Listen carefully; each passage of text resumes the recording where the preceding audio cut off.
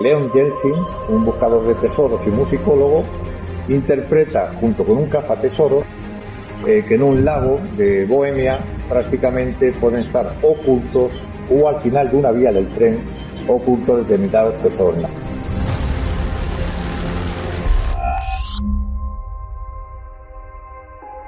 Se calcula que el ejército nazi fue capaz de robar unas 5 millones de obras de arte obtenidas tanto de museos como de colecciones privadas, especialmente de aquellas en poder de judíos. Himmler mandó ocultar en un palacio un botín de decenas de obras de arte robadas, casi 30 toneladas de oro y cuadros de Rafael, Botticelli, Caravaggio, Monet y Rembrandt. En el año 2020 se dio a conocer un diario nazi escrito por un oficial de las SS que había permanecido en secreto durante más de 75 años, en el que se enumeraban hasta 11 lugares dentro de Polonia en los que los nazis habrían escondido tesoros obtenidos durante sus saqueos y robos. El diario, escrito por Egon Ollenhauer, afirmaba que 260 camiones cargados de tesoros fueron escondidos en estos lugares para protegerlos del avance soviético. Ya perdido la guerra, Otto Skorzeny, también llamado el hombre más peligroso de Europa, arrojó en el lago Toplitz 22 cajas con lingotes de oro, de casi 3 kilos por barra, y también hundió 3 camiones del mismo metal en el lago Alcan. Martin Bormann ocultó millones de libras esterlinas en una cueva de las montañas que rodean un lago. Kaltenbrunner hizo lo mismo con 5 cajas de oro, diamantes y más de 5 millones de dólares. En el fondo del lago Toplitz había diamantes, oro y millones de dólares. Esto deja claro por qué en sus orillas aparecieron cadáveres de aventureros y en muchos casos familiares de ex oficiales nazis que conocían ese destino y soñaban con atrapar algún valioso lingote. El lago Toplitz ha sido escenario de varias muertes a lo largo de los años, especialmente asociadas con la búsqueda del tesoro nazi. Al menos 5 buzos han muerto intentando encontrar este tesoro, y otras misteriosas muertes se han producido en las cercanías del lago. Helmut Meyer y Ludwig Piesler murieron mientras acampaban cerca del lago. En 1963, un joven turista alemán, Alfred Egner, se ahogó mientras buceaba en el lago. En 1947, un buzo de la Marina de Estados Unidos se enredó con troncos sumergidos y se ahogó. Se han producido otras muertes durante la búsqueda del tesoro, incluyendo al menos 5 buzos que fallecieron intentando encontrarlo. El gobierno austríaco impuso una prohibición a las exploraciones después de que un buzo conducido por un oficial de las SS se ahogara en una inmersión ilegal. No hay vida vegetal ni animal en el lago Toplitz a más de 18 metros de profundidad. El lago tiene 90 metros de profundidad y hay troncos sumergidos, lo que puede hacer peligrosa la navegación y la exploración.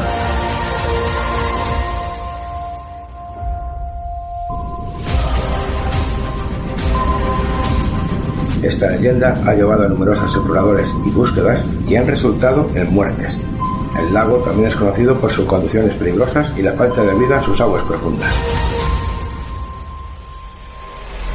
Los nazis movieron enormes cantidades de oro. Por ejemplo, desde enero de 1942 a febrero de 1944 se llevaron alrededor de 154 toneladas hacia los bancos centrales de España y Portugal.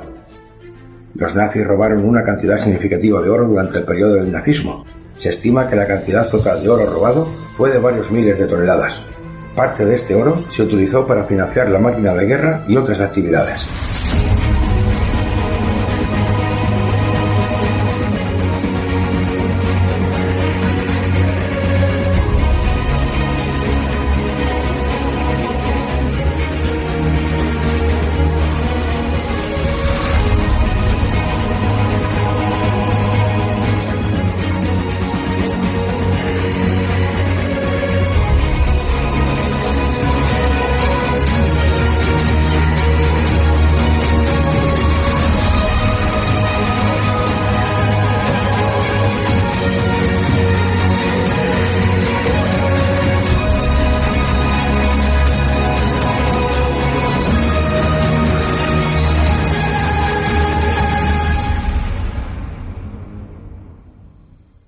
Los nazis saquearon los bancos centrales de varios países europeos, incluyendo Austria, Checoslovaquia, Francia y Dinamarca, para obtener oro y otras divisas. también robaron el oro a particulares, incluyendo joyerías y propiedades privadas, para el beneficio personal de los nazis. El oro robado fue utilizado para financiar las actividades de la guerra, incluyendo el pago de suministros a países neutrales y el desarrollo de nuevas tecnologías militares. Existe una mina de sal cerca de Merkers, en Alemania, que fue utilizada para almacenar el oro y otras obras de arte robadas. Se estima que el oro robado a los bancos centrales de Europa ascendió a cientos de millones de dólares, según los archivos nacionales. Parte del oro se envió a países neutrales en pago de artículos de guerra, mientras que una parte considerable fue utilizada para financiar la misma. El misterio del tesoro nazi es un tema fascinante y lleno de historias intrigantes, desde trenes desaparecidos hasta peligrosos lagos que ocultan oro, joyas y arte saqueado aún no recuperado. Un tema que ha capturado la imaginación de historiadores y cazadores de tesoros durante décadas. En este programa vamos a proporcionar un informe sobre los 5 casos más conocidos de tesoros nazis. En el número 5, la Operación Bernhard y los lagos alpinos. Fue un plan nazi para inundar la economía británica con billetes falsificados, iniciada en 1940 con el nombre de Operación Andrea, dirigida por el mayor de las SS, Friedrich Bernhard Krüger. De acuerdo a lo que indica el Museo del Banco de Inglaterra, la idea inicial surgió desde el líder del Gestapo, Reinhard Heydrich, como una forma alternativa de llevar al Reino Unido a la capitulación en 1940. La operación fue un éxito, por lo que se dispuso la impresión industrial de los billetes.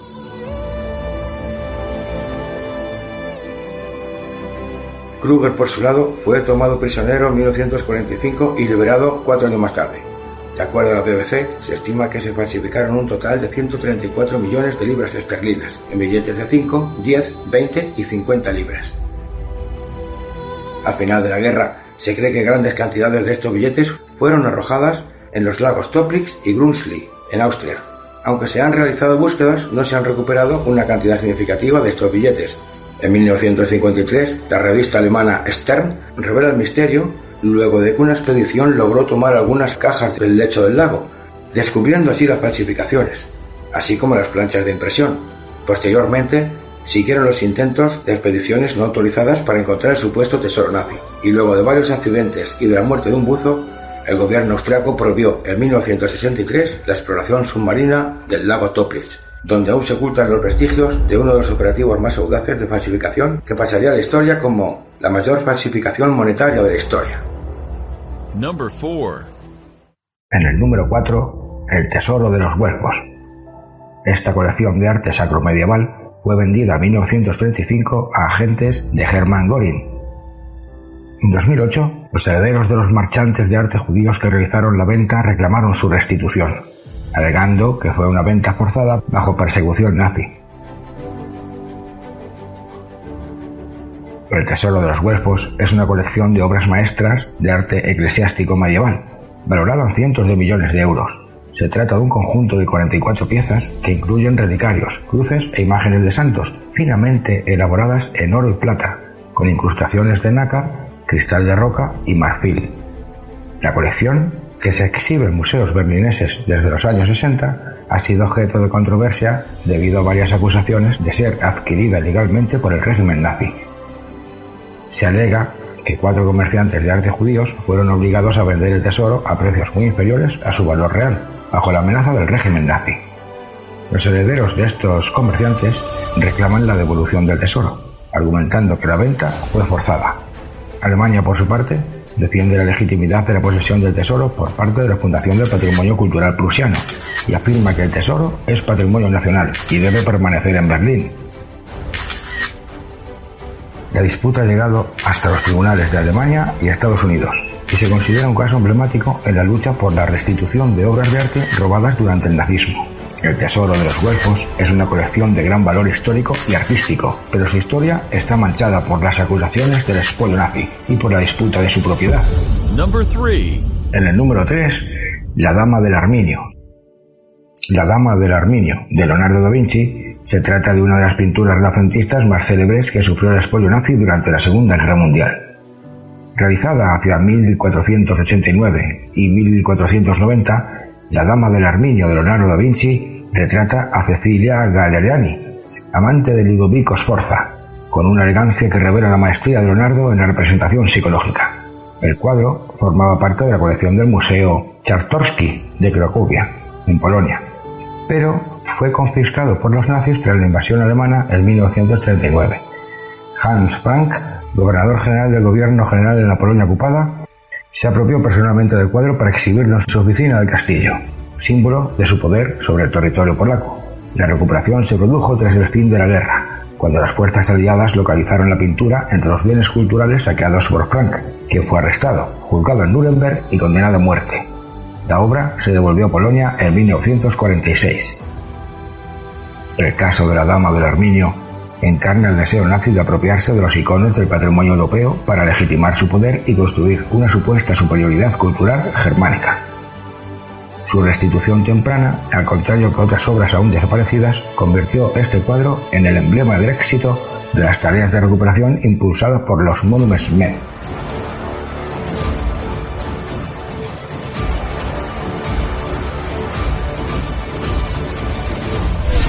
Number 2.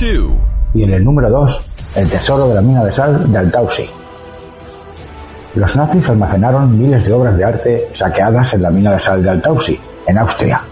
Al final de la guerra, las fuerzas aliadas descubrieron este vasto depósito y lograron recuperar muchas de las piezas. Este evento inspiró la película The Monuments Men. Altausi se encuentra situada cerca de Salzburgo, en la zona de Aussee, conocida como la Fortaleza de los Alpes. Es una pequeña localidad austríaca que es famosa por haber sido el hogar de más de 6.500 obras de arte que los nazis habían expoliado de colecciones de museos de toda Europa durante la Segunda Guerra Mundial. En un complejo de túneles y galerías que formaban las minas de sal de la localidad, los alemanes fueron amontonando ingentes cantidades de obras de arte que estaban destinadas a formar parte del Museo del Führer, uno de los megaproyectos del dictador alemán. En 1943, los bombardeos de los aliados sobre el territorio alemán empiezan a generar dudas sobre la protección del patrimonio artístico en los responsables de los museos vienenses. Los bombardeos son cada vez más frecuentes y el peligro que supone tener las obras de arte en edificios expuestos a incursiones hace plantearse un plan de evacuación para salvaguardarlas. Recordemos que esta misma inquietud había sido el origen de los traslados de la Mona Lisa o de la balsa de la Medusa por parte de los responsables del Museo del Louvre. El director del Instituto para la Protección de los Monumentos de Viena, el Dr. Herbert Seiber, empieza a buscar localizaciones que puedan albergar este patrimonio y visita las minas de sal de Altausi, encontrando que reúnen las condiciones de humedad y temperaturas necesarias para su conservación, por lo que a mitad de 1943 se empiezan a trasladar las obras de los museos vieneses. Camiones y trenes se ponen en camino con un cargamento que incluye obras de Rafael, Velázquez, Jan van Eyck, Miguel Ángel, etc. Cuando el invierno arrecia y las condiciones climatológicas dificultan el traslado, se disponen vehículos oruga de fabricación soviética que permiten transportar el tesoro artístico por paisajes literalmente enterrados bajo un pesado manto de hielo y nieve. Van pasando los meses y cada vez más extenso es el territorio alcanzado por los bombardeos aliados, por lo que la cantidad de museos, iglesias y colecciones que se van trasladando a Altausi aumenta considerablemente el número de objetos albergados dentro de la mina.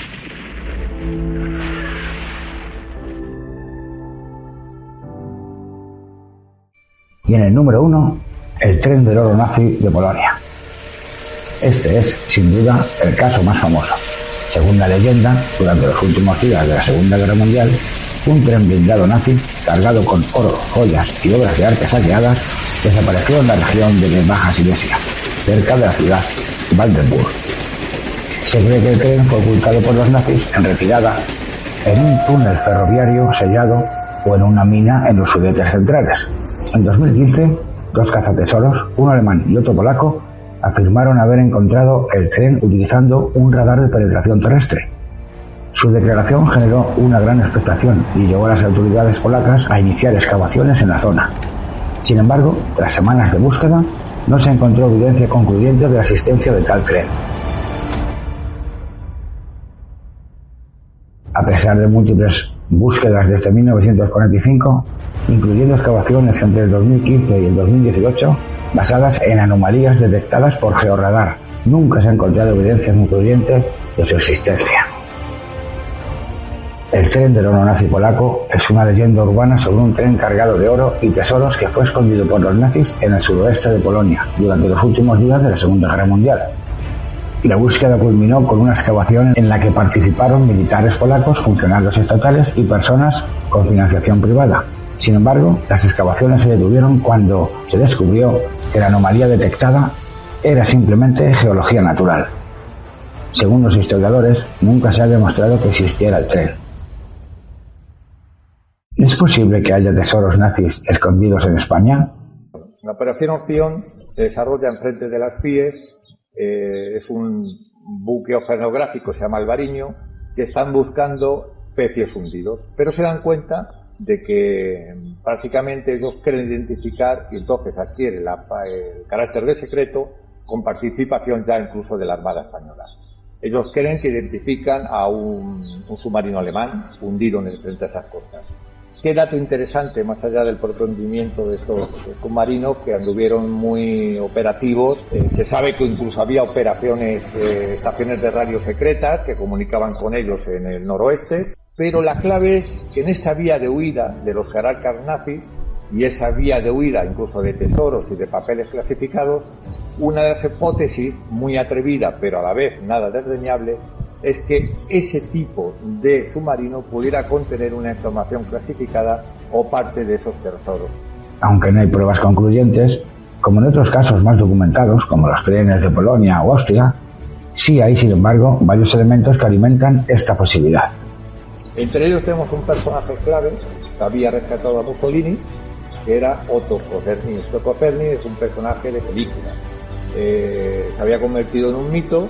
Tenemos ese tipo de personajes que formaron parte de nuestra historia reciente y también sus papeles, los papeles de Otto Koferny, recientemente han llegado pues a una persona, a un particular. Creo que es un personaje a tener en cuenta por sus contradicciones y sus raras filiaciones. Y que todo esto sucede en España. Porque Otto Koferny también hay que decir que en el contexto de la Guerra Fría, igual que se utilizaron muchos científicos nazis, fueron reclutados por la propia CIA e impulsaron el modelo de desarrollo atómico y demás, hay que decir que Otto Koferny, por ejemplo, prácticamente fue también utilizado con otros fines, como era crear una especie de ejército secreto dentro de Occidente, que en el caso hipotético de que el bloque soviético llegara a expandirse a esta Europa occidentalizada y bajo el paraguas americano, este ejército de guerrilleros, ejército secreto, se activase como una contraguerra. Durante la Segunda Guerra Mundial, España era oficialmente neutral, pero el régimen franquista simpatizaba con el eje. Siempre hubo una conexión del hermetismo que se gesta en Toledo y que se gestiona en Toledo a través de las tradiciones con el esoterismo alemán. Hubo colaboración en áreas logísticas y diplomáticas. Por ejemplo, la División Azul fue enviada a combatir junto a los nazis en el frente oriental. Esto facilitó movimientos discretos de personas y bienes hacia España hacia el final del conflicto. Erich Eberlin fue el encargado de negocio de la embajada alemana durante prácticamente los años 40. En un momento dado, él se instala en Toledo, matrimonia con una diplomática de origen español y británico, y en una finca extramuros de Toledo sufre un extraño secuestro. El extraño secuestro de Eberlin se realiza por la Gestapo y prácticamente provoca un escándalo diplomático en la época. La curiosidad sobre este personaje hizo que llegara parte de sus papeles y archivos personales a mi poder. En un momento dado me llega también una historia paralela a la propia historia personal y el extraño secuestro de Eberlin, que es una nota de prensa que sale publicada en ABC sobre que Leon Yeltsin, un buscador de tesoros y musicólogo, interpreta junto con un cazatesoros que en un lago de Bohemia prácticamente pueden estar ocultos o al final de una vía del tren ocultos determinados tesoros nazis. ¿De dónde parte esta hipótesis? La hipótesis, según estos dos cazatesoros, viene de que una vez finalizada la Segunda Guerra Mundial, estaba ya prácticamente, los alemanes habían perdido la guerra, Bormann parece ser que encripta en partituras musicales el paradero de estos tesoros nazis. Serían papeles, claves, serían papeles clasificados, sería bien oro. Bueno, eso no se detalla bien qué tipo de tesoros. Lo curioso de la historia de Eberlin es que al final es liberado del campo de concentración, retorna a Toledo, normaliza su vida y prácticamente muere en Toledo en los años 80 largos.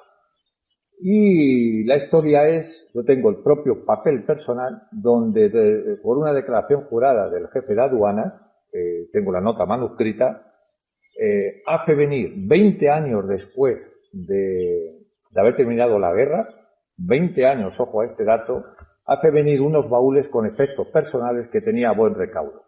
Desde luego es llamativo, cuanto menos llamativo. ¿Por qué? Porque los encargados de negocios de las embajadas eran las personas adecuadas para tener la clave sobre las cuentas, como la cuenta Enrique, que formaba parte del complejo Sufindus, es decir, un entramado financiero empresarial donde los nazis habían de alguna manera intentado sobrevivir a través de una ingeniería financiera. Muchos oficiales y colaboradores nazis usaron la ruta de las ratas, o Rat Lines, para escapar de Europa hacia América del Sur a través de España. España fue un punto de paso importante, especialmente por puertos como Barcelona y Santander, y en refugios como los de Galicia y el Pirineo. Existen informes y testimonios de transferencias de oro nazi a bancos españoles y suizos. Parte de este oro podría haberse quedado temporalmente en territorio español, especialmente en propiedades rurales o escondites montañosos. Tesoro tangible no había necesidad de ocultarlo en ningún lugar, salvo algunos hechos puntuales como el oro, que es un elemento que siempre no va a perder jamás su valor y fácilmente transportable. Pero lo más sensato y lo que los datos acreditan es que complejos como Sufindus aquí en España, protegidos por cuentas secretas y por grandes personajes, incluso hoy en día del IBEX 35, esos complejos financieros prácticamente hacen circular el dinero y hacen mantener esos intereses nazis y darles el poder que todavía hoy tienen esos entramados de nazis.